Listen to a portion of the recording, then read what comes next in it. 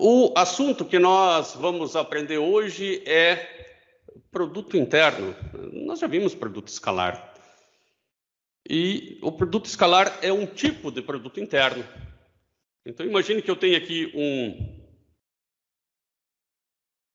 aqui na verdade, dois espaços vetoriais, né? O bem certo seria assim, ó, eu desenhar dois espaços vetoriais, daí eu faço o produto desse vetor V com esse vetor U, né? Eu faço o produto, né? Esse produto eu vou representar por um ponto agora. E o resultado dá um escalar. Engraçado, o produto de dois vetores e o resultado dá um escalar. Isso acontece. Acontece. O nome disso é produto interno. Quando o produto de dois vetores dá um escalar. Quando que isso acontece? Por exemplo, no cálculo do trabalho, né? O que é o trabalho se não é a força que esse guincho faz? Ó, esse guincho está fazendo uma força assim. E está andando uma distância assado, né? Então, eu tenho força e distância. O que é o trabalho? Está aqui a fórmula. Se não é o produto interno, ou produto escalar, nesse caso, da força pela distância. Na verdade, você vai fazer o quê? Ó? Trabalho igual a componente em x da força, componente em y da força escalar, distância em x, distância em y. E o trabalho vai ser Fx vezes Rx mais Fy vezes Ry.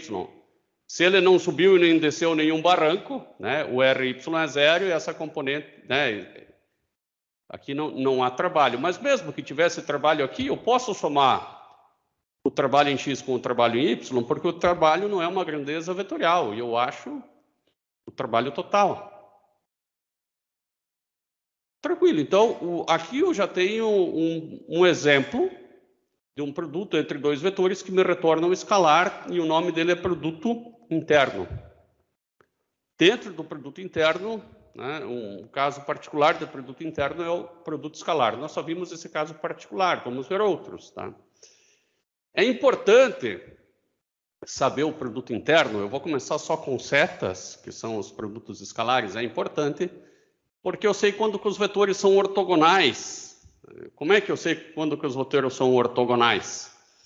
Quando o produto interno dá zero. O produto interno deu zero, são ortogonais, né? Quer ver? Você pega aqui dois vetores aqui, cujo produto interno dá zero. Eu vou pensar aqui no 2D. Não vou pegar 1 e 0, que é um vetor muito fácil. Pega esse vetor aqui. Ó. Esse vetor eu vou dizer que para x ele é 2 positivo e para y ele é menos 2. E agora eu vou pegar outro aqui que é 2 e 2. Ficou mais ou menos claro que isso aqui poderia ser 4 e 4 também, né? Vai só um pouco mais longe. Eles são 90 graus. No olho parece. Vamos testar? Eu vou fazer menos 2 e 2 escalar com 4 e 4. Isso vai dar menos 8 mais 8, que é igual a 0.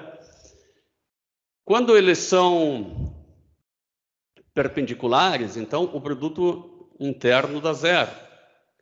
E aí eu vou começar a ter algumas coisas que parecem muito loucas, até funções perpendiculares, né? Não só vetores. Outra coisa, um vetor A, né, que tem componentes x, y e z, eu consigo encontrar as componentes em x, em y, em z, né? Simplesmente fazendo o produto escalar de A por I, A por J e A por K. Daí eu acabo encontrando, né? Aqui no primeiro caso, eu encontro a componente AX, no segundo caso a Y e no terceiro caso a AZ.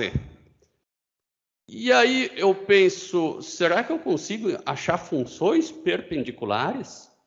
Será que eu consigo encontrar uma função como uma soma de funções perpendiculares? Isso é muito louco, né? Mas o pior é que se eu estender essa definição do produto escalar como produto interno, eu vou conseguir. O produto interno, a gente viu que é uma componente vezes a outra e vai somando, né? Então, em funções, eu faço uma função vezes a outra e vou somando. O vou somando é integral. Então, eu posso fazer o produto interno, agora de duas funções. Aliás, é a mesma função, né, de duas funções iguais. Não pode dar zero esse produto interno, né? Assim como o produto interno do vetor 2 e 0 com o vetor 2 e 0 não pode dar zero, né? Dá um número, dá 4. Porque esse é o produto interno de um vetor com o mesmo vetor, né? Só dá zero se eles estiverem 90 graus. Para qualquer outro ângulo não dá zero. Esses dois aqui eu não posso dizer que tem 90 graus, são o mesmo vetor, tem 0 graus. Então, se eu resolver essa integral, vai dar π. Claro que eu fiz ela de menos π a π. Se eu fizesse ela com outros limites, daria outro resultado de produto interno. Tudo bem, mas eu sei que nunca vai dar zero. Nunca vai dar zero. Não tem como. O engraçado é que se eu fizer a integral de menos π a π também, agora do seno vezes o cosseno, vai dar zero. Eu escolhi particularmente de menos π a π, porque isso é um período, é como se fosse de 0 até 2π, é um período inteiro da onda. Isso é bastante bonito matematicamente. Então, neste intervalo, eu posso garantir que seno e cosseno são perpendiculares. Cara, isso é muito louco. Não é tão louco se você fizer o círculo trigonométrico, até você vai conseguir se convencer que são mesmo, né? Porque no círculo trigonométrico a gente ainda consegue representar o cosseno nesse eixo e o seno nesse, né? Então você tem o ângulo x, né? Esse aqui é o cosseno de x e esse aqui é o seno de x. Ah, eles têm 90 graus entre si, tá? Até que você me convenceu. Mas o melhor convencimento é o seguinte: seno de x vezes cosseno de x é essa linha preta. E qual que é a área em um período dessa linha preta, né? Vamos fazer de menos π a π. De menos π a π, 3,14. 3,14 está aqui. E 3,14 está aqui. O menos 3,14, né? Menos π, e aqui está mais π. Qual que é a área nesse pedacinho aqui? A integral, não a área, né? É zero, né? Porque essa área mata essa e essa mata essa. A área média é zero. Logo, essas duas funções aqui são perpendiculares, porque o produto interno entre elas dá zero. Agora, se eu pegar outras funções, né? Se eu fizer seno vezes seno, eu tenho essa linha azul. Eu vou fazer a área no mesmo período. Ó, a área azul é positiva, aqui ela é positiva, sempre é positiva. Tanto é que a área total deu π. Logo, essas duas funções, elas não são... Seno não pode ser perpendicular com seno, isso é óbvio, né? Mas confirmamos também que não são. Agora eu vou fazer outra, né? Já que seno e cosseno são, será que seno de x e seno de 2x são perpendiculares? Bom, eu não tenho como representar no círculo trigonométrico, né? Eu só consigo representar seno e cosseno. Agora, né, seno de x e cosseno de x. Seno, não tem como representar um seno de 2x aqui nesse mesmo círculo, então não vou conseguir ver eu precisaria de mais uma dimensão, né? E essa dimensão, talvez ela tivesse que estar nesse terceiro eixo. E se eu tenho seno de 3x, de 4x, de 5x, em qual eixo está? Não tenho, só consigo enxergar 3. Aí eu já fui para o problema de múltiplas dimensões. Então, meu amigo, só tem um jeito de você saber se esses dois são perpendiculares ou não. Você vai fazer o produto interno, você vai fazer, né, de 0 a 2π ou de menos π a π, faz num período, né, num ciclo, de seno de x vezes seno de 2x de x. Bom, o gráfico desse produto eu tenho, está aqui, né? E a área é a integral. Então, aqui eu tenho menos π, que é menos 3,14, aqui mais π, que é mais 3,14. E agora eu faço a área. Essa área mata essa. Essa área mata essa. Estou fazendo só no olho por hora, né? Claro que eu já calculei essa integral, né? E ela deu 0. Né? Por quê? Porque essa área, né? Ou a soma dessas duas matam a soma dessas duas.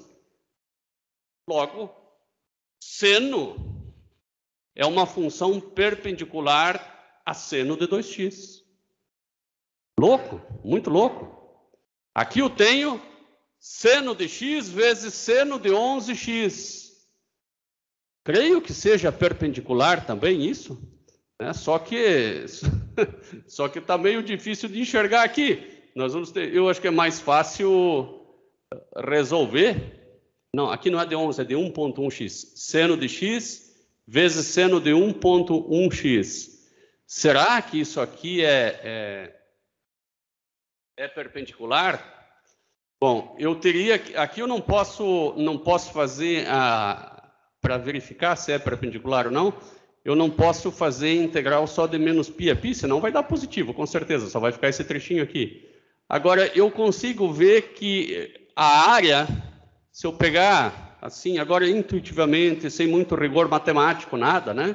Eu consigo ver que a área média vai dar 0, sim. Porque toda essa área aqui de baixo é igual a toda essa área aqui de cima, que é igual a essa área, que é igual a essa área, né? E se você pegar um período muito longo, obviamente a área média vai dar 0, né? Não precisa ser nenhum gênio para perceber isso. Então, seno é perpendicular com cosseno e é perpendicular com qualquer outro seno que não seja o seno exatamente da mesma frequência. E aí vem a dúvida: se seno é perpendicular com cosseno, se seno de 1x é perpendicular a seno de nx, sendo n diferente de 1, se cosseno é perpendicular a qualquer outro cosseno que tenha frequência diferente também, eu não posso escrever uma função qualquer como uma soma de senos e cossenos e mais um termo constante? Assim como eu escrevo qualquer vetor como a soma, soma na direção seno, soma na direção cosseno e soma na direção de seno de 2x, só que agora eu tenho 4x, 5x e cosseno e seno, né? Será que eu não consigo escrever esse vetor como uma soma de suas componentes, senos e cossenos? Poxa, isso é inteligente. Então, eu estou fazendo essa suposição e só tem um jeito de eu descobrir. Tá? Vamos fazer isso aqui agora no quadro branco, porque essa coisa muito pronta aí não vai, talvez ela nos atrapalhe. Vamos lá, OneNote. Então, aqui eu tenho uma função, né? A minha função qualquer, estou generalizando, ela poderia ser uma onda quadrada, uma onda triangular, o que fosse, qualquer coisa. E eu quero escrever essa função como soma desse termo mais esse, mais esse. Isso pode parecer difícil, mas não é. Tá? Eu vou fazer o produto interno e igualar a 0 quando for conveniente, quando as funções forem perpendiculares. Então, primeiro eu vou fazer o seguinte, primeiro passo. Eu vou fazer a integral dos dois lados, né, do que tiver, vezes o seno de kx, dx. Dos dois lados. Tá? Bom, daí eu vou fazer a integral de tudo isso aqui, que é igual à integral de cada um individualmente. A integral de A0 vezes seno de kx. Você sabe que o valor médio do seno é 0, então isso aqui sempre vai ser 0. Mais a integral do somatório do n igual a 1 até n igual a infinito, de AN, né? Isso aqui é como se fosse o I, o J e o K. É claro que tem infinitos, né? Por conta do N. AN, cosseno de NX, vezes seno de kx dx. Bom, cosseno e seno são perpendiculares. Então, esse cara morre também. Olha, vai morrer tudo desse jeito. Mas a integral do somatório de n igual a 1 até infinito do Bn seno de nx vezes o seno de kx dx. Isto aqui só não vai ser zero em um momento, quando n for igual a k. Se n for igual a k, sempre vai ser zero. Então, adiante. Integral de f de x. Veja que eu quero escrever f de x em função, né, o quanto ela está projetado sobre o seno. É igual fazer o produto escalar de um vetor e fazer o quanto ele está sobre o i. Seno de x vezes de x igual a integral, aqui é kx, tá? Kx do seno, lá do lado de lá tem um Bn, né? O Bn eu vou jogar para fora da integral.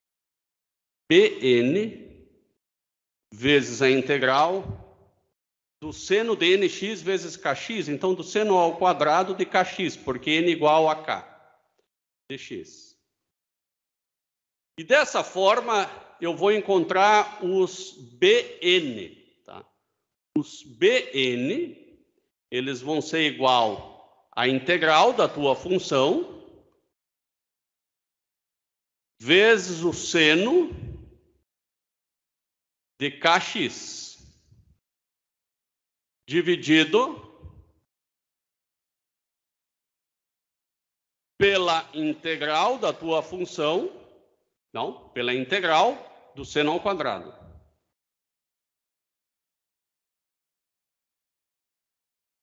Assim você encontra todos os Bn. E como é que eu faço para encontrar os ANs?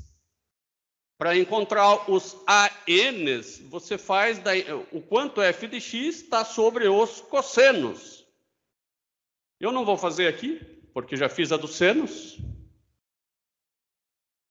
Então, primeiro eu fiz a dos senos, depois eu fiz as dos cossenos, né? E finalmente eu encontrei os ANs, ou AKs, os BNs, ou BKs. Aqui eu fiz de menos π a π, por isso que apareceram esses termos, tá? Não precisaria ter feito, né? De menos π a π, poderia ter feito em períodos diferentes, né? Mas múltiplos dos períodos é interessante. Nós vamos fazer, inclusive, um na prática, né? E aí nós vamos ver como qualquer onda doida dessas, ela é representada por uma soma de senos e cossenos. Nós vamos criar agora uma onda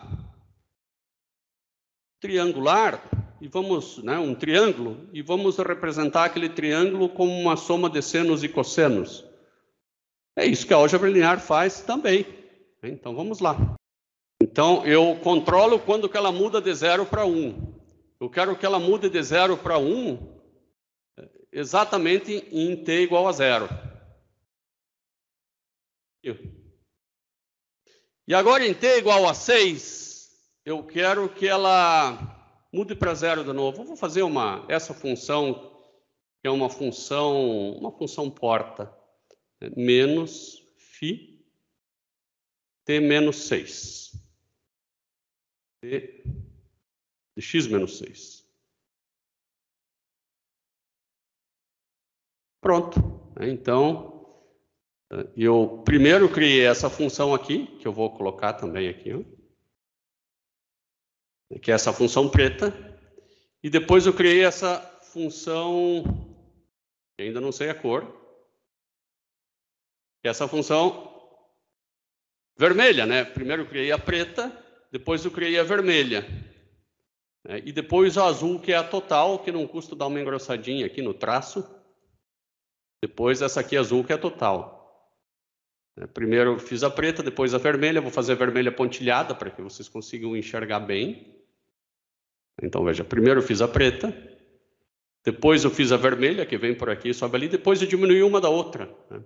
Vou colocar essa vermelha até diminuída, que eu acho que fica melhor para entender. Primeiro eu fiz a preta. Depois eu fiz a vermelha, depois eu somei as duas, dá essa azul. Vamos supor que eu queira criar essa onda azul aqui. Eu quero achar as componentes seno e cosseno delas. Nós criamos uma fórmula aqui embaixo, né? Que eu pego o f de x, que eu chamei de t de x, faço vezes o seno de kx,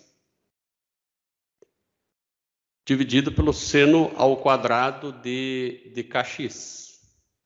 Eu acho que, para facilitar a minha vida agora, eu vou considerar esse comprimento de π. Tá? Eu vou fazer ele até 2π. Vou fazer de 0 até 2π apenas o meu gráfico.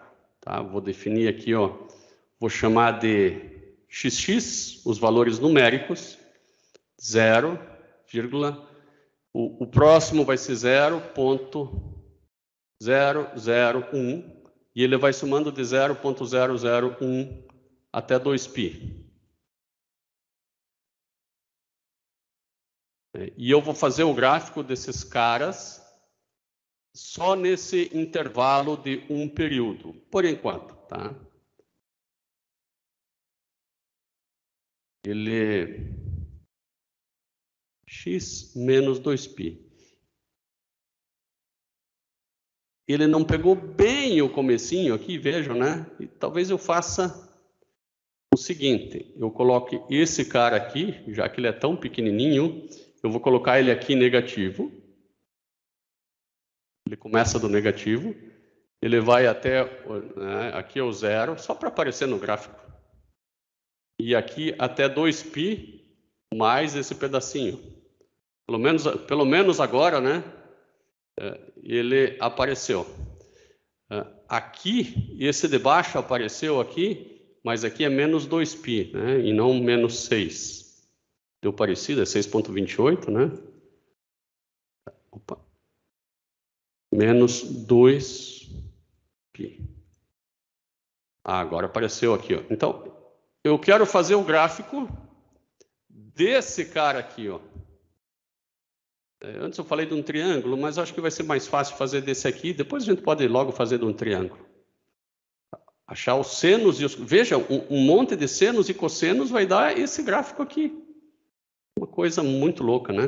Vamos lá. Então, primeiro, eu vou achar os senos que compõem isso. Vou fazer a integral de f de x seno pelo seno ao quadrado. Então, P1 é igual a integral de 0 até 2π do t de x vezes o seno de 1x. Porque é o B1 seno de 1x dx. Tudo isso aqui dividido pela integral de 0 até 2π. Essa seria fácil de já fazer analiticamente, né? Mas já vou colocar aqui. De seno de 1 vezes x, tudo isso aqui, tomar cuidado para fazer todo o seno ao quadrado de x. E aqui eu achei o B1 igual a 0, tá? Isso aqui é 0, vezes 10 a menos 7, o B1 igual a 0. Eu vou achar o B1, B2, B3, eu vou achar até o B5, pelo menos, aqui. Mas o bom é que agora vai ser tudo meio Ctrl+C, Ctrl+V. O que eu posso colocar aqui, eu vou colocar um K, e vou escrever K igual a 1 antes disso aí, né? Malandrão. K igual a 1. Está usando a constante de Planck? Não, eu quero que seja igual a 1. Ali. Já vou aproveitar, vou fazer para o cosseno, né? O A1 para o cosseno aqui ao lado. Eu já copio os dois. Cosseno. Cosseno. E aqui vai ser o A. Também deu 0. Não pode que todos vão dar 0, né? Algum vai ter que dar, senão nunca vai chegar no número 1 lá em cima. Agora eu vou colocar K igual a 2. Também deu 0.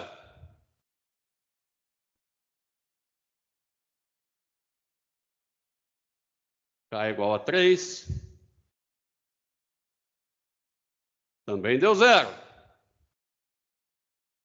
Aqui o certo seria depois eu mudar esses nomes aqui, né? Ou eu deixo só... Bom, deixa B1, aqui é B2, aqui é B3. Depois a gente muda esses nomes, não é esse o nosso problema agora. K igual a 4. K igual a 5. Professor. Oi. Para chegar no 1, uma planilhazinha do Excel é melhor, não é não? Seria melhor, mas como eu comecei aqui, agora eu vou ter que seguir por aqui. Eu estou achando estranho aqui que nós já deveríamos ter chegado em algum lugar aqui com esse t integral de seno de kx sobre seno ao quadrado de kx. Eu vou fazer primeiro essa integral aqui de cima, eu vou ver qual que é o valor. O k igual a 1. Quanto que deu? Cara.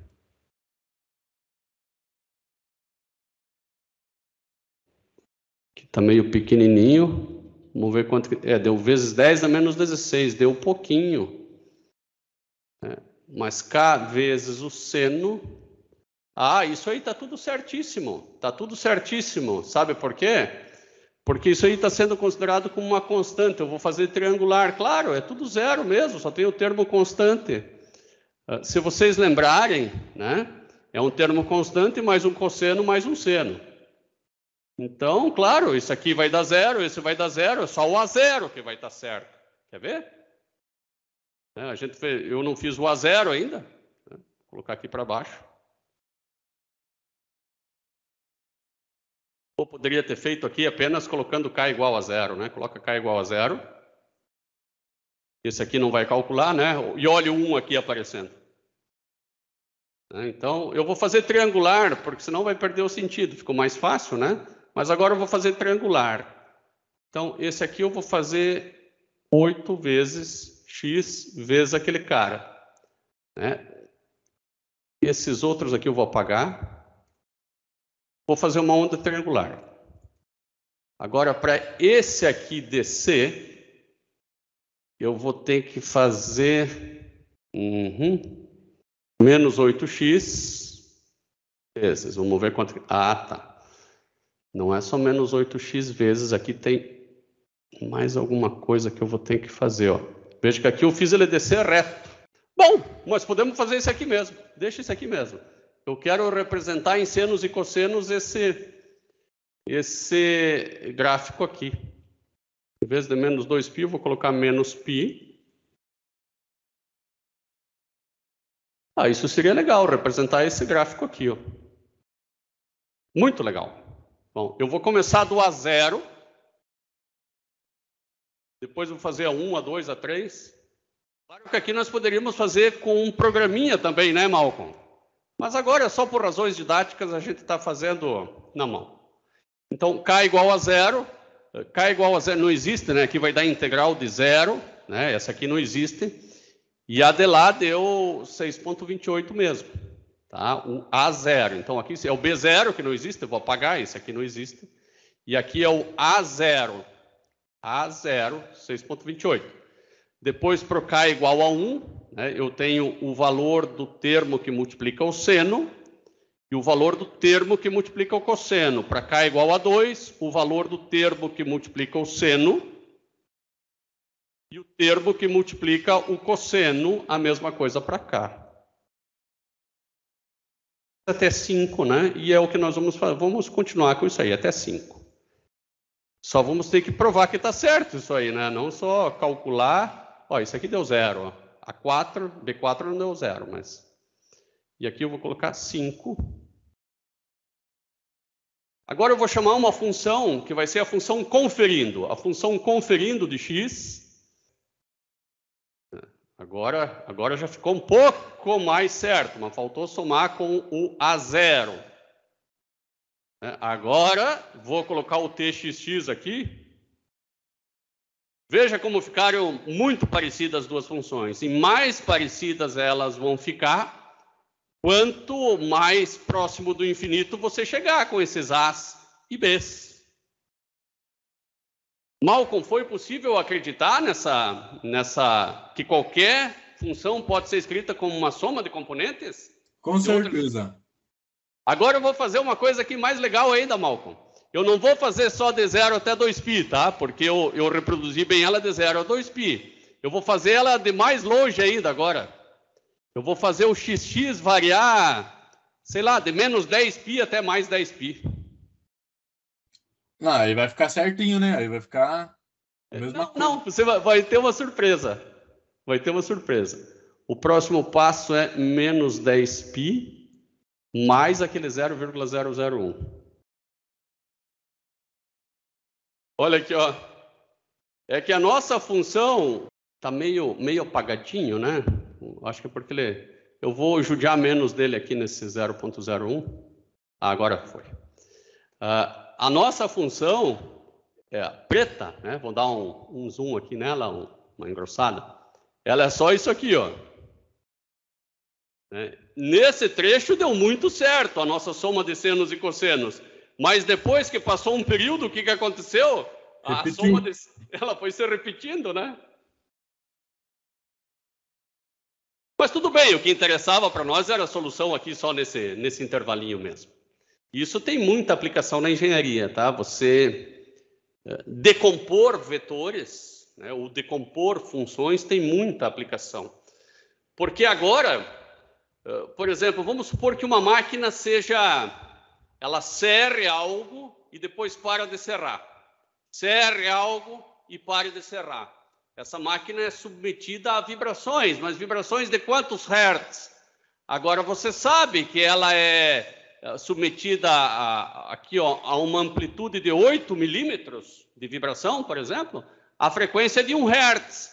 A uma amplitude de 4 milímetros, a uma frequência de 2 hertz. Você sabe o valor de cada frequência. E as máquinas, às vezes, você sabe, por exemplo, um motor do automóvel. O que é um motor quando ele está apanhando? Ele está girando numa frequência em que ele vai explodir, de tanto que... Né? Então, naquela frequência, o motor não pode girar, você tem que mudar a rotação daquele motor. Isso não acontece só no motor do automóvel, acontece em todas as máquinas mecânicas, e não precisam necessariamente ser a combustão. Um compressor de ar-condicionado, existem rotações que ele não pode funcionar, senão ele entra em ressonância mecânica, e vai explodir. E pasmem, o sistema elétrico também tem frequências de ressonância. E se você começar a gerar frequências que não são essas nossas de 60 Hz, por exemplo, frequência de 300 Hz, que é o K igual a 5, 6 vezes 5, 30, né? Você pode o teu sistema elétrico pode ter sobretensão e explodir tudo também. Então, escrever em formas de componentes é fundamental, né? Isso é a álgebra linear que faz para a gente. Nós temos a componente contínua e tanto cosseno quanto seno são componentes em frequência. E se você tiver das duas na mesma frequência, para você saber a amplitude, né, você não faz exatamente a soma das duas. Você faz uma ao quadrado, mais a outra ao quadrado e tira a raiz. Tá? Por quê? Porque seno e cosseno são perpendiculares. Então, se você tem 4 de cosseno, né, você tem 5 de seno. Né? Você tem, na verdade, nessa frequência, aqui vai dar 16 mais 25. Sabe Deus, né? Mas vai dar a raiz de 4 ao quadrado mais 5 ao quadrado. Que é um pouquinho menor do que 4 mais 5. Muito bem, essa onda, então, ela pode ser representada por uma soma de senos e cossenos, né? Aqui, pelo jeito, só de senos, né? Os de cossenos deram tudo zero, né? Eu coloquei aqui as frequências dos senos, né? Que dão essa onda quadrada. Aqui eu também coloquei os vários senos, né? Que dão origem a essa onda quadrada. Esse gráfico 3D é muito bom para entender isso, né? E vejam que tem tudo a ver com o vetor que eu consigo encontrar suas componentes, né? Em x, em y e em z. Só que aqui tem muito mais do que x, y e z. E agora, nós vamos adentrar as generalidades. Tá? Normalmente eu começava por aqui, mas eu achei melhor começar pelo caso particular dessa vez. Tá? Os vetores com setas, nós sabemos como que é o produto escalar deles, o produto interno, né? E nós lá de GA também sabíamos calcular o módulo dele e o ângulo dele, uma vez que o produto escalar, né, ele era definido como o módulo de U, módulo de V, vezes o cosseno de θ. Né? Então, você consegue achar o cosseno de θ, né, pelo, vou colocar aqui, igual a U escalar V.